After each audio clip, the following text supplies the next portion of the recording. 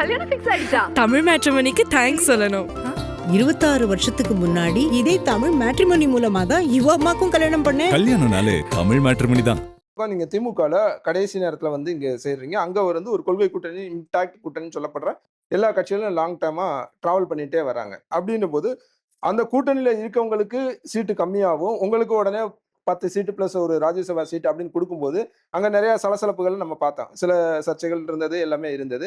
உங்கள் மீதான விமர்சனமும் இருந்தது. அதை எப்படி நீங்க பாக்குறீங்க? என்னைக்கு விமர்சனம் எங்க மேல இல்ல? கேப்டன் மேல இல்லாத விமர்சனமா? எல்லாத்தையும் சந்திச்சுட்டு தான் கேப்டன் போயிருக்காரு. அவர் இருந்த வரைக்கும் அவ்வளோ விமர்சனம் கேப்டன் மேல. ஒரு ஹீரோவா இருந்தவரை அவரை வந்து கோமாளியாக்கி, அவரை வந்து ஜீரோவாக்கி நெகட்டிவா ப்ரொஜெக்ட் பண்ணவங்க தான் அங்க அதிகம். நான் மன வருத்தத்தோட தாங்க நான் பதிய வைக்கிறேன். ஆனா இன்னைக்கு அவர் மறைஞ்ச பிறகு அவரை மாதிரி ஒருத்தர் இனிமே இங்க பார்க்கவே முடியாதுன்னு அதே வாய்கள் பேசுது. அதனால நான் சொல்றேன், விமர்சனங்கள் வந்துகிட்டு தாங்க இருக்கும். இல்ல இப்ப கூட்டணி அரவணைப்பா இல்ல நான் சொல்றேன், உங்களுக்கு விமர்சனங்கள் என்பது வந்துகிட்டு தான் இருக்கும். நீங்க கேட்டீங்க, அங்க போறப்போ எங்களுக்கு அதிக சீட்டும் அவங்களுக்கு கம்மி சீட்டு விமர்சனம் வந்தது என்று. இதுக்கு நான் பொறுப்பாக முடியாது. இந்த கூட்டணியின் தலைமை அண்ணன் ஸ்டாலின் அவர்கள் எடுத்த முடிவு. ஆனால் இந்த நேரத்துல நான் ஒரு முக்கியமான விஷயத்தை பதிய வைக்கணும்னு நினைக்கிறேன். அண்ணன் திருமாவளவன் அவர்கள் அந்த அளவு ஒரு கண்ணியத்தோட மிக சிறந்த முறையில் அவர் ஒரு பேட்டி அளிச்சார்.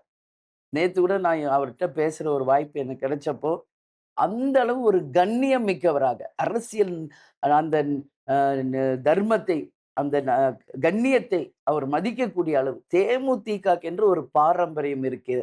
தேமுதிக எதிர்கட்சியாக வந்த ஒரு கட்சி, கேப்டன் விஜயகாந்தால் ஆரம்பிக்கப்பட்ட ஒரு கட்சி.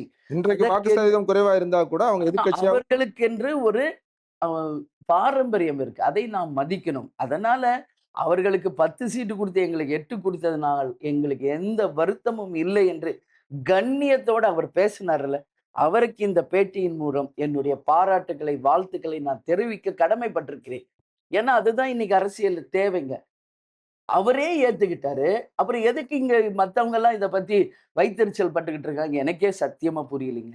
ஏத்துக்கொள்ள வேண்டியவரை ஏத்துக்கிட்டாரு. இன்னைக்கு இந்த கூட்டணியில அவரும் இன்னைக்கு ஒரு அங்கமா இருக்காரு. எங்களோட வலதுகரமா இருந்து இந்த கூட்டணியின் வெற்றிக்காக அவர் பாடுபட்டுக்கிட்டு இருக்காரு. இன்னைக்கு அவங்க கூட்டணி, அவங்க வேட்பாளர்களுக்காக நாங்க பிரச்சாரம் போறோம். எங்க வேட்பாளருக்கு அவங்க பிரச்சாரம் வராங்க. பொதுக்கூட்டத்துல பங்கேற்கிறோம். எல்லாருமே வந்து இன்னைக்கு போறோம். வெறும் நெகட்டிவ் விமர்சனங்கள் தான் பேசுறாங்களே ஒழிய, உண்மையில் அங்க என்ன பாசிட்டிவ்ன்றது யாருமே யோசிக்க மாட்டேங்கிறாங்க. கல்யாணம் ஃபிக்ஸ் ஆயிடுச்சா? தமிழ் மேட்ரிமோனிக்கு தேங்க்ஸ் சொல்லணும். 26 வருஷத்துக்கு முன்னாடி இதே தமிழ் மேட்ரிமோனி மூலமா தான் இவ அம்மாக்கும் கல்யாணம் பண்ணேன். கல்யாணம்னாலே தமிழ் மேட்ரிமோனி தான்.